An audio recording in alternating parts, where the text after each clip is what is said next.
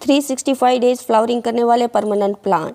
365 days flowering और permanent plant ये अपने आप में थोड़ा मिसमैच है। जैसे हम पूरा दिन काम करते हैं रात को सो जाते हैं, उसी तरह परमानेंट प्लांट्स जो होता है वो भी ठंड शुरू होने पर अपने फ्लावर का साइज़ थोड़ा छोटा कर देता है या फ्लावरिंग बंद हो जाती है, पत्तियाँ पीली होकर गिरने लगती है और ये प्लांट रेस्ट में चला जाता है, जिसे हम डॉर्मेंसी कहते हैं। पर न्यू गार्डनर्स होते हैं वो इस तरह की बातें देखते हैं तो उसे लगता है उसके प्लांट्स में कुछ हो गया है, घबरा जाते हैं कि ये प्लांट्स अचानक ऐसे क्यों रिएक्ट करने लगा।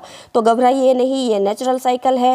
नेक्स्ट सीजन स्टार्ट होते ही ये फिर से फ्लावरिंग स्टार्ट कर देगा। फ्रेंड्स, ग्रुपिंग या क्लस्टर, जैसे विंटर में हमें गर्माहट चाहिए और हम स्वेटर पहनते हैं, प्लांट्स को भी गर्माहट चाहिए, तो उसके लिए आप जो है प्लांट्स को ग्रुप में रखिए या क्लस्टर में रखिए, या आपके बड़े बड़े प्लांट्स हो तो उसके नीचे इस तरह से छोटे प्लांट्स रख दीजिए। इस तरह से प्लांट्स को एक दूसरे की गर्माहट जो है मिलती रहेगी और रूट जो है उसमें मॉइस्चर बना रहेगा।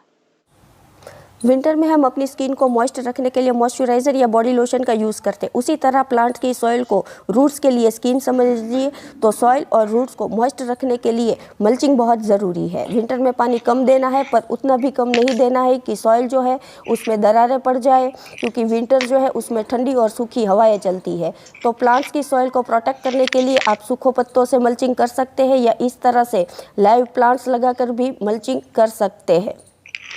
एक बात का हमेशा ध्यान रखें कि विंटर में पानी कम देना है, पर ऐसा नहीं करना है कि सॉइल जो है वो कम्प्लीटली ड्राई बेसिस पर चली जाए। सॉइल हमेशा विंटर में भी थोड़ी बहुत मॉइस्ट रहनी चाहिए। नेक्स्ट है वॉशिंग। जब भी आप अपने प्लांट्स को पानी दें तो हर बार नहीं, पर 10 या 15 दिन में एक बार इस तरह से अपने प्लांट्स को ज़रूर नहलाएं। इस तरह से नहलाने से प्लांट्स पर लगी धूल मिट्टी जो है वो निकल जाती है, जिससे प्लांट्स तो खूबसूरत लगता ही है, पर कुछ टाइम तक इसमें मॉइस्चर भी बना रहता है। और मोस्ट इम्पॉर्टेंट थिंग्स कि विंटर जो है उसमें धूप की वैसे ही कमी होती है, तो इस तरह से पत्ते अगर धुले हुए होंगे तो प्लांट्स अपने फोटोसिंथेसिस का प्रोसेस और भी अच्छे से कर पाएगा। पूरा दिन काम करके अगर हम रात को रेस्ट नहीं करते हैं तो नेक्स्ट डे मॉर्निंग हमें चुस्ती, स्फूर्ति और एनर्जी की कमी होती है। Same way permanent flowering plants जो होते हैं उसे ठंड में थोड़ा रेस्ट चाहिए। तो अगर आप नेक्स्ट सीजन बेस्ट फ्लावरिंग चाहते हैं तो अपने प्लांट्स में कुछ पीली पड़ी हुई पत्तियां हैं या स्पेंड हो चुके फ्लावर्स हैं तो उसे कट कर दीजिए, ताकि प्लांट्स जो है वो अच्छे से रेस्ट कर सके। रेस्ट प्लांट्स के लिए बहुत ज़रूरी है। आप भी अगर अपने बल्बस प्लांट में बेस्ट फ्लावरिंग चाहते हैं तो उसे रेस्ट देना होगा या उसे डॉर्मेंसी में भेजना होगा। इसका मतलब है कि आपको जो है उसके ऊपर के सारे लीव्स जो होते हैं वो कट कर देने होंगे, ताकि वो है अपनी एनर्जी सेव कर सके और नेक्स्ट सीज़न जो है बड़ी ही चुस्ती, स्फूर्ति और एनर्जी के साथ फ्लावरिंग कर सके। मैं अपने कोई भी पोटेड बल्ब्स जो है उसे नहीं निकालती, चाहे वो एमरेलिस के हो, कैलेडियम्स के हो या रेन लिली के हो। मैं उसे ऐसे ही पोट में रहने देती हूँ, ऊपर से सारे लीव्स जो है वो कट कर देती हूँ और मॉडरेट वाटरिंग करती हूँ। इससे बहुत सारे फ़ायदे होते हैं, जैसे कि बल्ब जो है वो अपना साइज़ जो है वो बड़ा करते रहते हैं, जिससे फ्लावरिंग जल्दी होती है, क्योंकि हम सब जानते हैं कि जितना बल्ब बड़ा होगा फ्लावरिंग उतनी जल्दी और अच्छी होगी। और दूसरा फ़ायदा ये है कि बल्ब जो है वो अंदर ही रहेंगे तो मल्टीप्लाई भी होते रहेंगे। अगर आप उसे निकाल कर न्यूज़पेपर में रैप करके रख देंगे तो ना ही बल्ब बड़े होंगे और ना ही मल्टीप्लाई होंगे। पर अगर आप उसे इस तरह से सेव करना चाहते हैं तो बस आप जो है बल्ब को बाहर निकाल लीजिए, एक दिन एयर ड्राई होने दीजिए और फंजीसाइड लगाकर न्यूज़पेपर में किसी डार्क प्लेस पर रख दीजिए।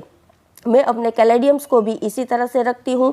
ह्यूमिडिटी की वजह से कुछ जो है लीव्स में न्यू ग्रोथ दिख रही है, पर जितनी भी स्पेंड लीव्स है उसे मैं रिमूव कर दूंगी और बड़े बड़े पोट के बीच में रख दूंगी। विंटर में प्लांट्स को प्रोटेक्ट करने का ये लास्ट तरीका है मेरे पास बहुत सारे प्लांट्स हैं, तो सबको जो है घर के अंदर रखना या ह्यूमिडिटी ट्रे में रखना मेरे लिए पॉसिबल नहीं है। तो मैं इस तरह की वाइट बैग्स जो होती है पॉलीथीन बैग, उसका यूज़ करती हूँ। इसमें से अच्छे से प्लांट को लाइट भी मिलती रहेगी, एयर सर्कुलेशन भी बना रहेगा और हम पानी डालेंगे और इस पर धूप पड़ेगी तो अच्छे से मॉइस्चर भी बना रहेगा, तो ह्यूमिडिटी ट्रे की ज़रूरत नहीं पड़ेगी।